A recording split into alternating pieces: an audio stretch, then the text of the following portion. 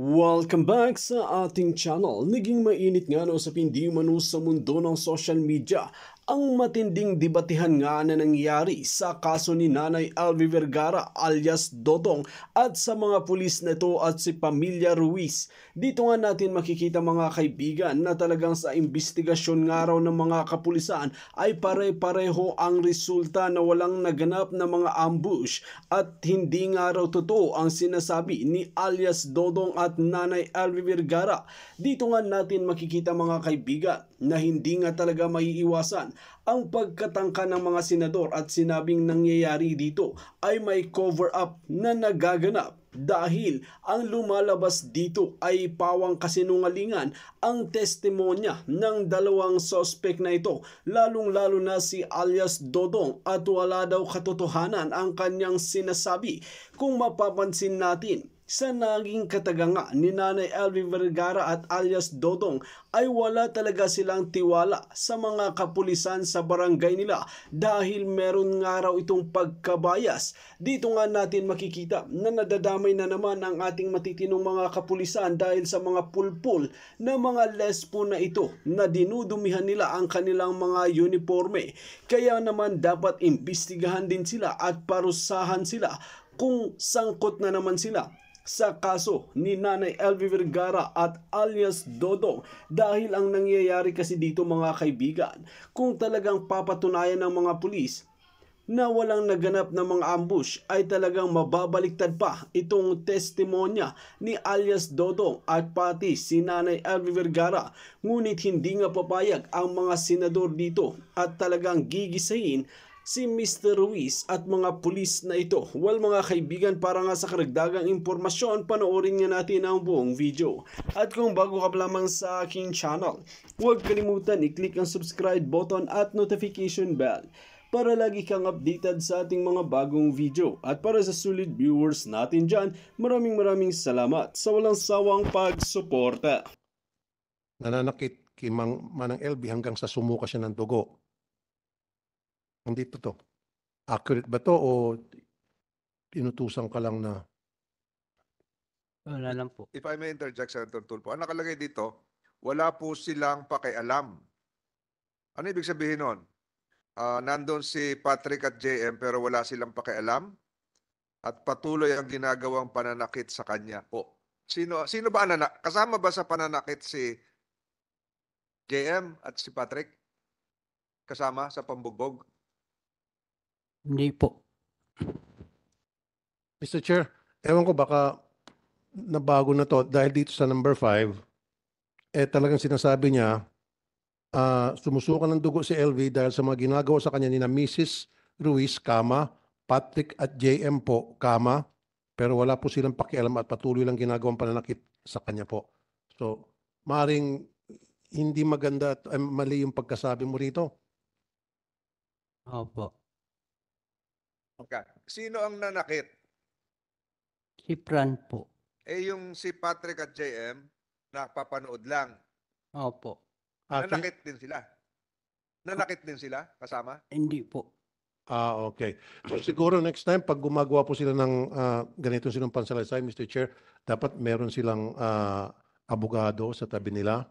There should be a counsel that telling them na kung ano talaga yung mga dapat nilang sabihin o may screen kasi dito baka maipit sila bandang huli.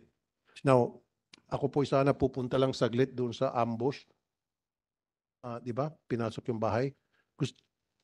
Yeah, pero you have the right to ask questions again, Senator Tulfo. Pinag-usapan niya kayo na, Dodong, yung tungkol sa binaril ka sa bahay. Pero bago niyan po sana, gusto ko lang malaman ang background itong dalawa. Meron ba silang connection? May mga kamag-anak ba kayo sa PNP, military?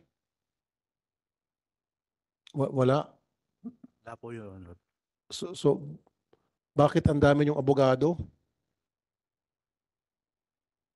Wala po, Your Honor.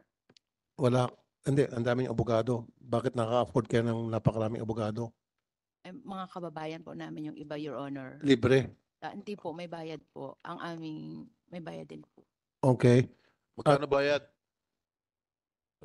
Ang acceptance po is 200,000 tapos yung 200,000? Opo. Tapos pinangutangan lang po namin. Sinabi mo nung nakarang patinig, 10,000 lang. 10,000 po ang tuwing hearing po. Ha? 10,000 po tuwing kasama po namin sila. Pero ang acceptance nila sa amin sa kaso is 200,000. Buong kaso, 200,000 na binabayad mo sa law firm? Opo. Pinangutangan po namin yun para lang makakuha Pinautang kami nyo? Opo. Talaga lang ha? Totoo po. Sige. Mamaya ka. Are you going to direct the questions to Dodong sa pagbaril? O Yes, sana po. Pero kunting tanong lang muna Okay, dito sa... Gusto ko lang makuha yung background itong dalawa eh. Kasi kung... ano sila eh, persons of interest dun po sa pagpasok sa Go ahead, bahay go ahead. nitong witness. Ang gusto ko lang sanang malaman kung pwede tayong mag-hire ng private detective para kalkalin ang background nitong mag-asawa. Malay natin baka meron silang kamag-anak na pulis o dating pulis o militar, dating militar o NPA. Kasi hindi naman siguro aambusin ito ng walang dahilan, nang walang nag-utos. So kayo po ang primary suspect. Alam niyo po yan, ano po? Or person of interest. Kasi pag i-1+1 mo, di ba? Nagtitistigo sila laban sa inyo and then bigla siyang inambos. Tama. So ngayon, nagpa-file po ba kayo ng income tax sa BIR? Opo, Your Honor. Magkano po yung income tax na pinile nyo nung last year? Bagatanda, Your Honor. Hindi mo malalaman. Dapat alam mo yun kung magkano. Hindi ko po bagatanda kasi may bookkeeper po kami na nagagawa. May bookkeeper kayo. Opo. Okay, saan probinsya po kayo? Occidental Mindoro po. Okay, may kamag-anak ko ba kayo sa PNP o military? Wala po. NPA? Wala po. Riding in tandem? Wala po. Wala. Okay, sige. Sa mga drug lord. Wala po lalo, Your Honor. Drug lord. Wala po. Sigurado ka? Opo. Mr. Chair. With the permission of Senator Tolpo, nice. hindi naman ibig sabihin na porke wala kang relative sa police, wala kang relative sa NPA, wala kang relative sa mga masasamang tao, hindi mo na pwedeng ipapatay si Dudong. It doesn't follow always. Kung makabayad ka ng abogado na 100,000 sa probinsya, ang buhay ng ordinaryong tao nasa mga 10,000, 20,000 lang, patay ka na eh kung mag-hire ka ng hard killer.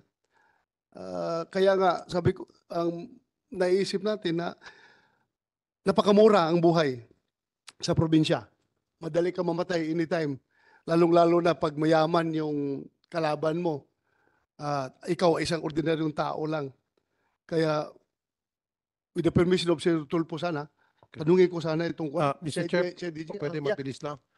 Kaya ko nasabi yan, Mr. Chair, dahil sa experience ko, maraming beses na nagreklamo sa akin na sinasaktan ang isang ordinaryong mamamayan kahit na walang pera yung suspect dahil may mga kamag-anak na sa PNP, pasensya na, sa PNP, pasintabi, may kamag-anak sa military. Marami ako na-enkwentro ganong kaso. Kaya nga yun ang tanong ko at kung napansin nyo, tinatanong ko din kanyang income tax. Kasi maaari nga wala siyang kamag-anak sa PNP o sa military na pwede niyang utusan, hingan ng pabor, gumastos siya ng pera. So yun eh. Kaya dalawa yung tanong ko eh. Diba? So kung walang kamag-anak doon sa mga nabanggit ko na grupo, organisasyon, so maaari nagbayad ka ng pera. Yun yun. Kasi nga paano ka nga naman maka-afford ng napakaraming abogado at 200,000 sabi mo yung fee kung wala ka talagang pera. Now, ang tanong, yung trabaho niyo po sa hindi ko naman minamaliit, nagtitinda po kayo ng vegetables sa palengke. Tama? Vendor? Opo, Your Honor. Tapos nagde-deliver po kami ng mga gulay sa mga bayan. Sa mga bayan. Opo. So, aside from that, meron pa ba kayong extra income? May karnihan po kami sa tindahan ng karne. Okay, so meron kayong karnihan, meron kayong gulayan, tapos nag-deliver kayo. So, ibig sabihin, kung ganun yung negosyo nyo, talagang may sinabi kayo. Tama lang po, nangungutang pa rin. Hindi pa rin Okay, sapat. no, may sinabi kayo pag ganun. So, doon tumutugma yung sinasabi ni Senator Bato de la Rosa na meron kayong kakayahan magbayad. Yun eh. So, ibabalik ko sana sa PNP. Nung pinuntahan niyo po yung bahay, nung sa ambush, so meron po kayong mga casing na recover? Na ginawa niyo na po ng ballistics? Meron po kayo nakuha mga fingerprints? Sir, nung gabi ng 12, sir, 9 p.m. So doon po nangyari yung krimen na pamamaril kay Dodong. Opo. So wala na-process po ng ating forensic team ng Occidental Mindoro yung area, wala pong nakitang slag na recover po doon. Walang slug? Wala ring cartridge cases, wala po. Walang cartridge? Kasi sabi nagpaputok daw, pataas ba, pababa? According po sa kanyang statement, sir, is pababa yung putok sa kanya. Ilang putok daw po? 2 daw, sir. 2? Saan po tumama raw yung 2 putok? Sabi niya, sir, is pababa. Kaya nga po sa sahig? Sana, sir, kaya lang nung pre-process nga ng ating Kaya nga po sa sahig ba? Dodong, nung nagpaputok, saan ba yung pinaputok sa sahig, sa dingding? Sahig po. Sahig. Ano yung sahig? Semento, tabla? Simento po, tapos may kwayan Okay. sa baba. Okay, chinek nyo ba yung semento, kawayan, kung meron tama ng bala? Yes, sir, if I may, nandito po yung team ng forensic group natin na nag-conduct ng crime Okay, scene processing. nasaan? Pwede makausap? Prinosis nyo. Kayo po yung nag-process, ano? Sir, upo kayo, sir. Okay. Gusto ko lang po malaman kasi ilang beses nagpaputok, Sir Dodong? Twice? 2 po. 2, tapos sa pagkakaalam mo, kung kaya mo, 45, 9mm, 22, 28. Sa pagkakaalam mo lang. Nakita lang ako po ang Malaking baril ba yun? Maliit? maliit lang po. Ang putok niya Okay. po, ikot. Revolver. Revolver pag umiikot. So, ibig sabihin pag revolver, it could be 38 or 22. Po, basta, Or pwede rin 357. opo, siyempre Basta ikot. umiikot, okay. Opo. So, sa semento pinaputok. Okay. Prinosis niyo yung crime scene. Meron ba kayo nakita doon na tama ng bala sa semento? Good morning, Mr. Chair and Your Honor. Pinrasos namin thoroughly yung crime Can you scene. first identify yourself? You are... I'm Nag-oath police- ka naman kanina, no? Nanumpa ka rin? Mr. Chair, hindi pa po. And administer the oath. Comsec, saan yung Comsec natin? Raise your right hand. Do you swear to tell the truth and nothing but the truth in the Senate investigation? Thank you, sir. Proceed, Senator Tulfo. Thank you, Mr. Chair. So, prinosis niyo yung crime scene. Sabi niya, 2 beses nagpaputok o revolver, so it could be 38, 22, or 357. So, meron ba kayo nakitang tama ng bala doon sa area, sa semento, na kung saan sinabi ni Sir Dodong doon nagpaputok banda? Your Honor, wala po. Wala. Okay. Wala kayong nakita na kahit na tagos, yung tibag ng semento. Wala po, Your Honor. Okay. At wala bang CCTV doon sa area? Wala po, Your Honor. Is it possible na yung bala hindi tumama sa semento, baka tumama sa isang siwang at lumusot? Wala bang mga siwang doon? May mga siwang, Your Honor. So it's possible na tumama doon sa siwang. Lumusot, Your Honor. Okay. So hindi ba kayo sumuot doon sa ilalim para tingnan yung tingga? Kung yun pa yung sumuot sa siwang? Sumuot, Your Honor. Sumuot? Yes. Okay. Okay. So sumuot sa siwang. So anong kalibre? Wala po kaming nakita. Sabi mo recover. sumuot. Ngayon wala kang nakita. Your Honor, ibig ko po sabihin, kung possible lumusot, wala po kaming nakita na bullet doon sa... So ano yung sinuotan? Paki-describe nga. Your Honor, yung condition po ng wall nun ay palitan po siya na bamboo, then space, then bamboo. Kaya nga. So doon sa may space maaaring tumagos yung tingga. Tama. Yung likod po nun, Your Honor, ay rice field na. Kaya nga, kahit na, hindi, sa ilalim kasi, di ba? Sahig, sabi mo, semento, bamboo, space, bamboo, semento, space. So, ibig sabihin, hindi nyo ba tinignan dun sa ilalim? The reason why I ask you this, para kung ma-recover nyo yung tingga, pwede nyo pagdating sa forensic na examination, pwede nyo ma-match yun sa mga baril na later on pag na-recover. You follow me? Yes, So, Your ba't hindi Honor. nyo ginawa? Chinek namin, Your Honor. Chinek, wala kayo nakita Wala po, talaga. Your Honor. Totally, thoroughly. Yes, Your Honor. Is that a possibility na sinabi nung victim na pinaputukan siya and then hindi niya nakita yung tingga, hindi niya na-recover? And why is that? Wala. Yung crime scene processing namin, sir, process namin with effort and thoroughly, wala talaga. Ano ba ginagamit nyo na mata lang? Yes, Your Honor. Wala ba kayo yung device na para ma-check o matuntun yung isang tingga? Wala, Your Honor. Yung metal detector ba yon? Wala, Your Honor. Yung metal detector ba nakaka-detect ng tingga? Possible, Your Honor. So, wala kayong ganon? Wala, Your Honor. Well, then, therefore, dapat you start procuring or securing that kind of device para next time, hindi kayo pupunta dito sa amin sa investigation, sabihin nyo, wala kami nakita, palaging wala. Para ang pinapalabas nyo, sinungaling yung victim. Diba? So, it's time for you to secure that. Tama. Now, babalik po ako doon kay Sir Dodong. Dodong, paki-on yung mic. Apo. Pumasok po yung ilang suspect po na nakabonet? Nakabunit po. Ilan sila? Isa lang po na pumasok. Tapos, meron pang nasa labas? Opo, galing sa labas. Sip ang pinto. Okay. Nagulat ako. Mhm. Nagtanong naman siya po, dito ka pala nakatira eh. Mhm. Sabi hindi tahimik ako. Mhm. Hindi, sabi niya, dito pa lang ka nakatira eh. Tahimik ko. Iikot ko sa bahay. Sabi niya, hindi, mamaya balik naman siya uli. Ikot na ng bahay uli. Sabi sa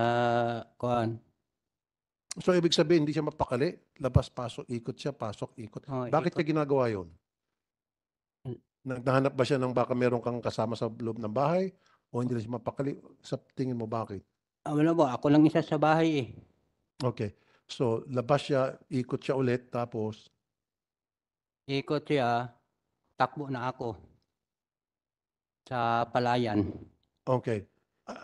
Yun ay matapos siya magpaputok? O, Tapos na po, napaputok. at sandali, pumasok siya sa bahay. Opo, Tapos, tinatanong kung, andito ka pala, sabi niya. opo. Pagkatapos, Tapos, paputok siya. puputok sa labas po, sa may bomba po.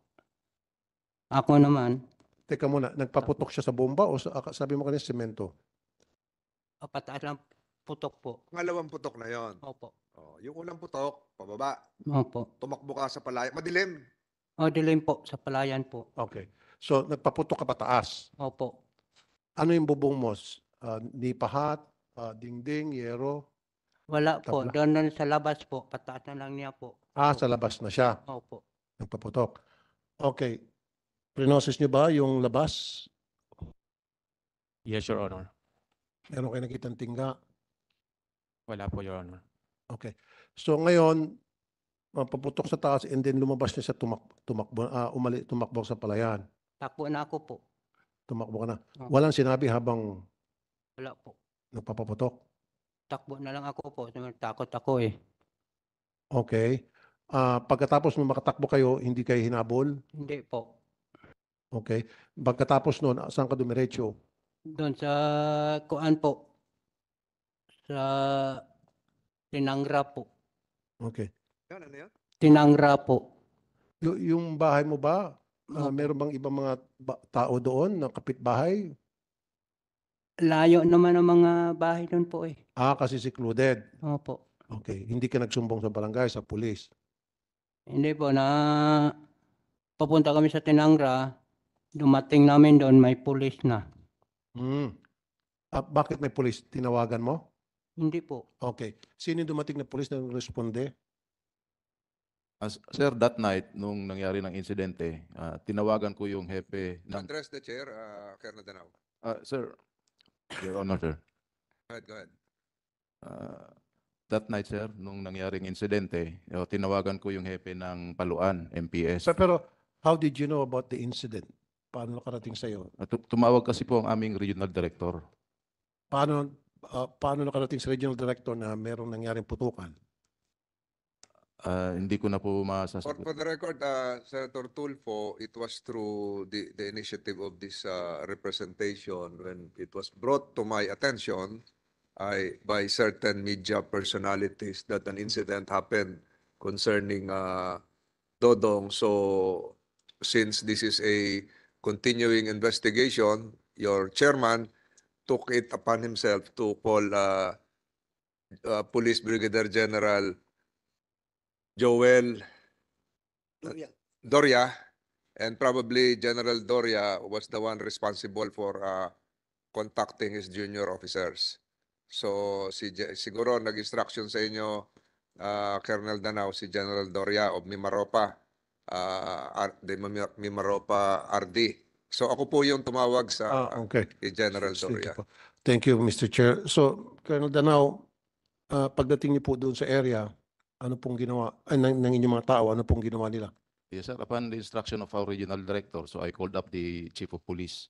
Then rumesponde po sila dun sa barangay Tubili, sir, sa Tinangra. So sabi ko, i-secure ninyo kasi nga may alleged shooting incident doon. So pumunta po sila doon, sir, para mag-imbestiga. Okay. Then doon na po nila nakita si Dodong, sir. Nandun na, sir. Okay. Doon nakita si Don, tapos nag-uusap sila. Yes, sir. Okay, walang CCTV sa area nila, no? Wala po, I think, sir, walang CCTV. Doon sa crime scene, sir, is walang CCTV. Okay. Di ba yung bahay nyo, Dodong, medyo palayan yon, papunta sa palayan? Ano ba, at that time, Opo. ulang ba yun, maputik? Opo. Okay, hindi nyo man lang tinignan kung may tire trucks papunta doon sa area niya kasi palayan nyo matubig o maputik. Or baka kung kotse ang ginamit. Sa palagay mo, anong ginamit? Sasakyan papunta sa bahay mo? Kotse? Jeep? Wala po. Naglalakad lang? Opo. Naglakad lang ano po. Naglalakad lang. Okay, nagtanong-tanong ho ba kayo sa mga lugar na dadaanan bago makarating sa lugar niya? Kung may mga suspicious character na naglalakad-lakad? Dalawa, tatlong kalalakihan? Yes po, sir. Nandito po yung hepe natin ng Paluan MPS. Sila po yung nag-conduct ng investigation po doon sa area. Okay.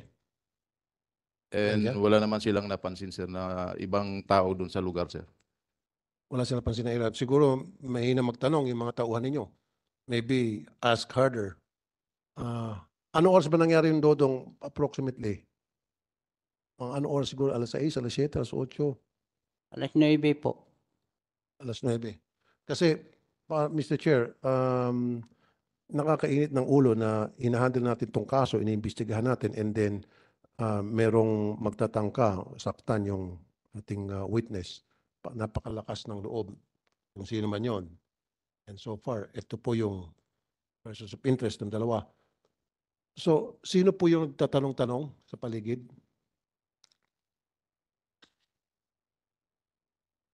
Sir, Di ba? Mga ano oras po yun ulit, Sir Dodong? Yung nangyaring pamamaril, yung pagpaputok? Hindi lang ko kilala lang po eh.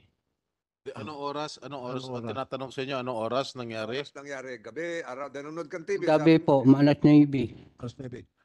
Okay. So, ang ibig sabihin po, Colonel, kayo po yung Colonel Ermina sa CIDG? Okay. Mr. Chair, with the permission of Senator Tulfo, baka pwede natin paupuin yung hepe na nag-responde mismo sa ground pagdating nung yung chief of police, di ba nandun ka? Ikaw pumunta doon? Umupo ka dyan para matanong ka rin? Kasi, Mr. Chair, You identify yourself, sir, Chief of Police of Paluan. Saan kayo, Hepe? Paluan Municipal Oh, Police Station. Pero pakitayo para itaas ang kanang kamay mo at manumpa ka. Administer the oath, Comsec. Do you swear to tell the truth and nothing but the truth in the Senate investigation? Thank you, sir. so pinosis mo yung area ninyo, wala kayo nakitang tingga, anything, and then nagtanong-tanong ho ba kayo doon sa mga kapitbahay na dadaanan ng mga suspect bago makarating sa kubo ni Sir Dodong? Baka may nakita silang hindi ka nais-nais Nagtanong ba kayo sa mga taga-barangay, mga kapitbahay? Ano pong sabi? Sa sinumpaang salaysay nila, sir, ay wala po silang narinig na putok, sir, at wala rin pong napansin na mga tao na pumasok doon po sa Gaano kalayo yung bahay ni Dodong hanggang sa ano ba yung bahay niya? Liblib? farmland po yun, sir. Palayan, sir. Palayan. Okay. So, gaano kalayo yung bahay niya sa Palayan hanggang sa dumating sa kalsada? Ilang metro? 1 kilometer yan, sir. Sa along the highway, sir. Sa highway, sir. Kaya nga From po, the highway, So, 1 from the kilometer. highway, 1 kilometer. Is it possible na malalakad yun o kailangan motorin?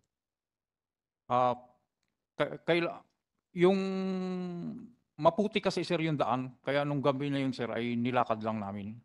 Okay. Makapasok, sir, yung 4 wheels hanggang kalahati lang, sir. Hanggang kalahati. Kilometer. Okay, yun nga. Yung sinabi kanina. So kung hanggang kalahati, sana may nakita kayo mga tire trucks. Tire trucks ng motor, tire trucks ng bisikleta, tire trucks ng, kasi sabi mo maputik, tama? Yes, sir. Tire trucks ng kotse, ng truck, 18-wheeler. Sa investigation namin, sir, wala po kaming nakita, sir. Din sa investigation namin dun sa mga kapitbahay, sir, 171 meters away from the crime scene, sir, ay wala rin po, sir. Wala. Yung Mr. Chair, with permission of Senator Tulfo, yung putok na tanong niyo sa kapitbahay? Yes, sir. Narinig silang putok? Yes, sir. Tapos ano sabi? Sa execution ng affidavit nila, sir, nung witness na pagtanungan namin, sir, ay wala po silang narinig na putok ng baril, sir. Walang narinig na putok. Yes, sir. Thank you. So walang narinig na putok, tapos wala narinig na tingga. Sa Gaano katagal na po yung investigator ninyo sa serbisyo? as chief of police, sir, ng Ikaw pa Paluan, mismo sir. na-imbestiga, sir? No, sir. May investigator on case po ako, sir. How long has he been in the service? 20 years, sir. 22 years. Ano pong rango niya? Police major, sir. Major mismo yung nag-imbestiga. Yung investigator ko, sir, Ibig sabihin yung pumunta sa site at nagtanong-tanong at nag-process ng crime scene. yung investigator on case ko, sir, si Police Chief Master Sergeant Ardin Bernardo, sir. So, si Master Sergeant, yung sabi mo 20 years yung kanyang experience. Siya ba'y sanay na mag-process ng crime scene? Siya ba'y sanay na mag-responde sa mga nangyayaring krimen? Yes, sir. Okay. Siya yung sarhento, ilang taon na sa serbisyo? Think 15 years in service, sir. Kasi, alam mo, anong pangalan niyo po, Colonel? Police Major Borlado, sir. Colonel Major? Base po sa iyong mga sinasabi na parang hindi tumutugma sa sinasabi nitong witness namin, parang it's either mahina yung investigador ninyo o meron kayong ginagawang cover-up. No, sir. Sa investigation po namin, sir, ay tumutugma din po, sir, yung affidavit na binibigay niya, sir. Okay, sige. Ano yung tumutugma sa affidavit na binibigay niya?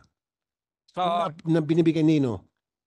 ni Dudong, sir. Okay. So therefore, nagsasabi siyang totoo.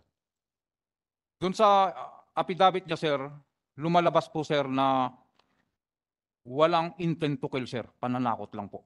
At doon sa assessment din po, sa investigation namin, sir, yun din po, sir, ang lumalabas na siya tinakot po lamang. Exactly. So therefore, he's telling the truth. Yes, sir, na tinakot lang po siya. Tinakot lang siya. So therefore, if you believed him that he's telling the truth, ibig sabihin, hindi kayo marunong mag-imbestiga, hindi kayo marunong mag-process ng crime scene kasi hindi niyo nakita yung tingga. Na rin po, sir, ng suko, nag-connect na rin po yung investigation namin, sir, na wala rin po silang na-recover na evidence or fired cartridge, fired bullet, and bullet impact doon po sa floor, sir. Okay. Mr. Chair, with permission sa Dr. Dr. De La Rosa is recognized. Yung expected na yun kasi sabi man niya na nakita niya parang revolver. So, wala ka talaga ma-recover na empty shell doon sa crime scene dahil revolver ang ginamit eh. Yes, sir. Hindi man nag-extract Yes, sir. yung bala ng revolver, di ba? Yes, sir. Nandoon yan maiwan. So, wala kang ma-recover na empty shell. Empty shell, sir. Ang pinaka-lead sana dyan yung Slap, lead. sir. Kung may tingga yung lead. Yes, sir. Kung may nakuha ka. Pero according to you, Kasi ganito kasi yan eh. Pagdating sa crime scene, ang magpa-process niyan ng crime scene is SOCO, di ba? Tapos ang mag-conduct ng investigation as to the witnesses, kung mga kapitbahay, kung may narinig ba kayo na putok dito, that's the part of the investigator. Trabaho ng investigator yan, di ba? So, yun, dapat kayong dalawa, investigator at saka SOCO, nag-connive kayo ng husto para to come up with a very good investigation. Yun nga, kulang talaga tayo. In the absence of testimonial evidence, walang kapitbahay na nakarinig na pumutok, scientific evidence dapat tayo doon sa lead na na-recover. Pero wala pa rin, forensics, wala tayong nagawa.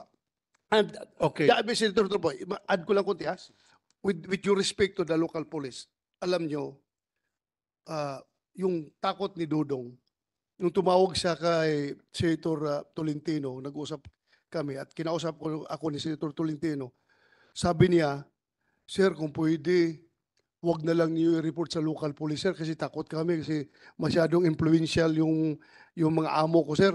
Kahit kabilang bayan yun, sir, yung mga police dito, kilala pa rin sila.